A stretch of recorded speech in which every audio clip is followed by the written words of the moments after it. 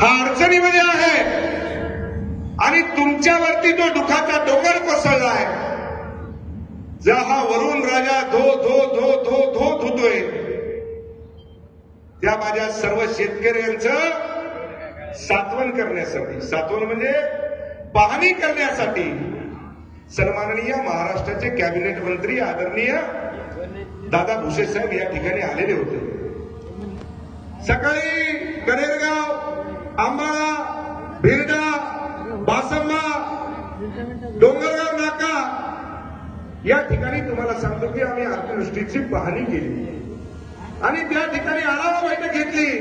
आणि साहेबांना मी सांगितलं की साहेब आपला सेनगावला कार्यक्रम आहे, आपल्याला त्या ठिकाणी जाणं लागणार.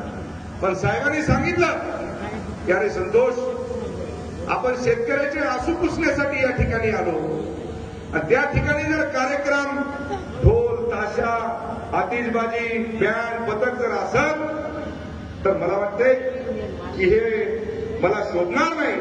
त्याच्यामुळं प्रितेशला सांग की समोरच्या वेळेस माझ्या संपूर्ण शेतकरी माझ्या शिवसैनिकाला सांग की निश्चितपणे माझ्या शेतकऱ्याचे आसू पुसल्याच्या नंतर जी गोड बातमी ज्या वेळेस मी घेऊन येईल त्यावेळेस सेनगाव नगरीमध्ये 100% आल्याशिवाय कोण्या भामट्या लोकांना वाटत असत की दादा भुसे साहेब आम्ही या ठिकाणी कुठेतरी झेंडे फिरले दाखवणार. अरे झेंडे तुमच्या खालून गाडी भेटे हो का?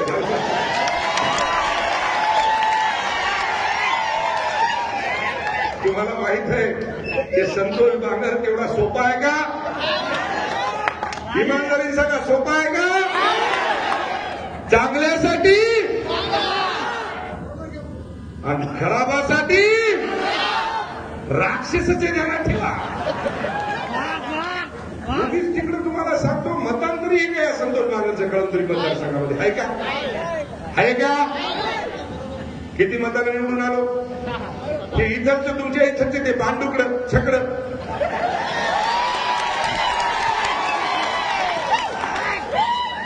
ते तिकडं तुमच्या माहितीसाठी कळमनुरी देऊ लागलं. काय करू लागलं? तिकडं कळमनुरीमध्ये येऊ लागलं. पण तिकडं सांगू लागलं तुम्हाला काय माहित आहे संतोष बांगरचे मटके गुटके बरोबर वाळूच्या गाड्या फलानं भिजतानं एकदा तुम्ही निवडून दिलं म्हणजे आता काय अशा चोराला तुम्ही निवडून देणार आहेत का? हे पिसं लोकांना त्याला सांगितलं अरे मटक्यावाला असो का गुटक्यावाला असो पण संतोष बांगरच आमचा देव आहे म्हणजे ध्यानात ठेवा. मित्रो, लोकांकडे ज्या वेळेस आपण बोट दाखवतो ना आपल्याकडे 4 बोटं असतात, ध्यानात ठेवा. याचा विचार आपण केला पाहिजे. आपण काय करतो? अरे पिश्या काय आता ते काय आपल्या काय लायकीचं आहे का? इमानदारी माहिती सांगा आहे का लायकीचं? अरे तळपायाच्या चपलासारखा नाही तू माया आणि उगीच तुम्हाला सांगतो हुड्डाचा मुका घ्यायचा. आज या ठिकाणी या बहादराने या ठिकाणी कार्यक्रम घेतला. काही महिन्यापूर्वी हे तालुका प्रमुख आम्ही आदरणीय अमोल खिल्लारी या ठिकाणी निवडला. या प्रितेशला म्हणला मला की तू कसा कार्यक्रम घेतो? अरे आज सांगतोय या प्रितेशच्या केसाला जर धक्का लागला ना या संतोष बांगरच्या जीवाला धक्का लागला.